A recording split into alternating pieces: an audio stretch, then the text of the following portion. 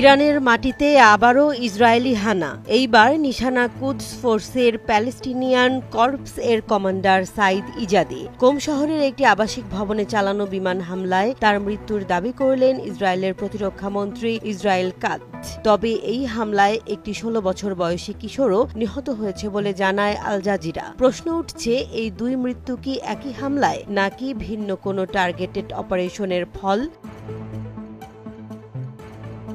শনিবার সকাল ইরানের পবিত্র শহর কোম তেহরান থেকে মাত্র 140 কিলোমিটার দূরে এই শান্ত শহরের এক আবাসিক ভবনে আচমকা বিস্ফোরণ। তবে জানা যায় এটি ছিল ইসরায়েলের সুনির্দিষ্ট এক বিমান হামলা। লক্ষ্য ছিল কুদস ফোর্সের প্রভাবশালী কমান্ডার সাইদ ইজাদি, যিনি ইরানের প্যালেস্টিনিয়ান কর্পস পরিচালনা করতেন।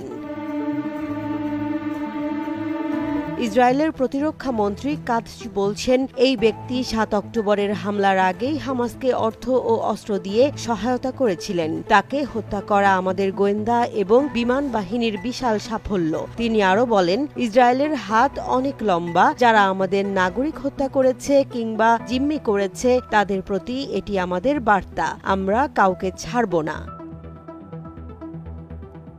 সাইদ ইজাদির মৃত্যু কি শুধুই একজন সামরিক কর্মকর্তার মৃত্যু, নাকি এটি আরও বড় কিছুর ইঙ্গিত? ইরানের অভ্যন্তরে এভাবে একজন উচ্চপদস্থ সামরিক কর্মকর্তা হত্যা ইসরায়েলের পক্ষে এক ঝুঁকিপূর্ণ পদক্ষেপ। এর মাধ্যমে ইসরায়েল হয়তো তেহরানকে বোঝাতে চায়, গাজা, লেবানন, এমনকি সিরিয়া নয়, তোমার ঘরের ভেতরেও আমরা ঢুকতে পারি।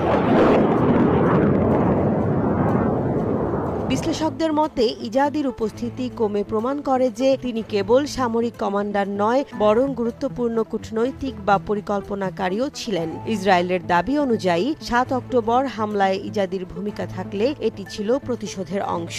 তবে একই হামলায় একজন কিশোরের মৃত্যুর বিষয়টি মানবাধিকার সংস্থাগুলোর কাছে প্রশ্নের জন্ম দিচ্ছে। এটা কি প্রয়োজনীয় টার্গেটেড কিলিং নাকি সিভিলিয়ান কোল্যাটারাল?